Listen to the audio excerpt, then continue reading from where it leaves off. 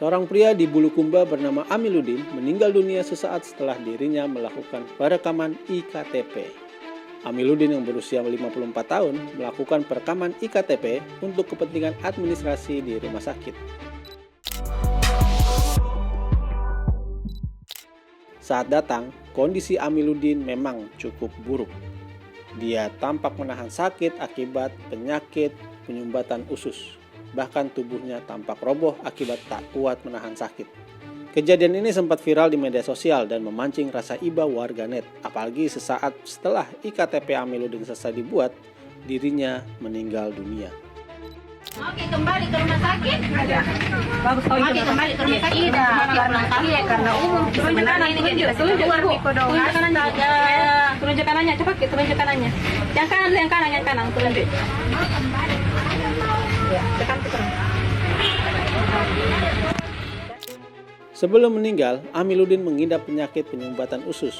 Kondisi ini dapat menyebabkan masalah pada saluran pencernaan, seperti gangguan proses penyerapan makanan atau cairan, serta gangguan pembuangan sisa pencernaan. Sumbatan di dalam usus bisa menyebabkan penumpukan makanan, cairan, asam lambung, atau gas. Kondisi tersebut dapat menimbulkan tekanan pada usus. Bila tekanan makin besar, usus bisa sobek dan mengeluarkan isinya, termasuk bakteri ke rongga perut. Penyakit penyumbatan usus dapat terjadi di usus besar maupun usus halus. Penyumbatan usus adalah penyakit yang berbahaya karena dapat meningkatkan resiko infeksi di usus. Bila tidak segera ditangani, bagian usus yang tersumbat bisa mati dan menyebabkan komplikasi yang berbahaya. Untuk menghindari penyakit penyumbatan usus, Sobat Vidivisi harus memahami cara menjaga kesehatan usus. Simak penjelasan Dr. Ari Fahrialsyam melalui tayangan berikut ini. Usus halus kita ini ini yang sering dikenal oleh masyarakat. Pertama itu ada usus 12 jari. Jadi usus 12 jari itu memang seolah-olah ukurannya 12 jari itu ketika dari lambung itu ke usus 12 jari baru nanti ke usus halus secara keseluruhan dan kemudian nanti baru masuk ke usus besar. Nah, di tempat usus halus itu pun juga di mana bertemunya makanan dengan empedu kita yang diproduksi oleh liver gitu ya, termasuk juga enzim-enzim itu bertemunya di usus 12 jari. Nah, selanjutnya untuk usus halus sendiri disitulah ada proses penyerapan makanan, ada proses penyerapan cairan gitu ya, dan itu memang cukup panjang perjalanannya sampai sisa makanan itu masuk ke usus besar gitu. Jadi usus 12 jari itu karena tadi lokasinya dekat dengan lambung, itu bisa juga kondisi-kondisi yang karena memang berhubungan dengan lambungnya sendiri.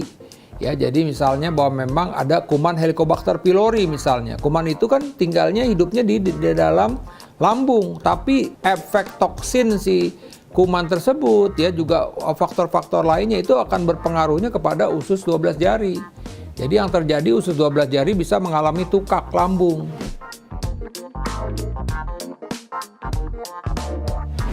Ya, kalau tadi sekali lagi kalau ini memang di usus 12 jari timbulnya tadi tukak karena ini berhubungan dengan kuman, ya kumannya harus diberikan antibiotik.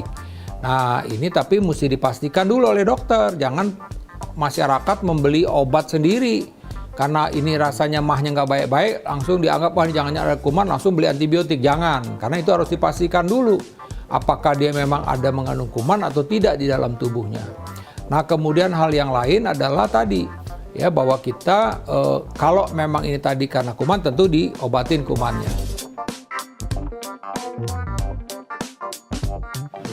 Ya, prinsipnya sama bahwa kita harus menjaga bagaimana lambung kita ini tetap sehat, makan yang teratur, menghindari makanan-makanan yang bisa merangsang, menghindari makanan-makanan yang bisa memproduksi asam lambung ya, seperti juga misalnya kopi ya, teh itu kita mesti hindarin karena kopi dan teh itu akan meningkatkan kafein dengan asam lambung, itu juga akan bisa berdampak pada usus 12 jari ya. Kemudian juga tadi menjaga makan kita.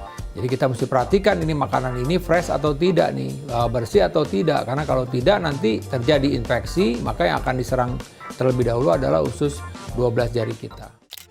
Jika Sobat Vidivisi baru menyadari pentingnya peranan usus dalam tubuh, tetapi terlanjur menjalani gaya hidup tak sehat, ada baiknya untuk mengubah kebiasaan buruk ini.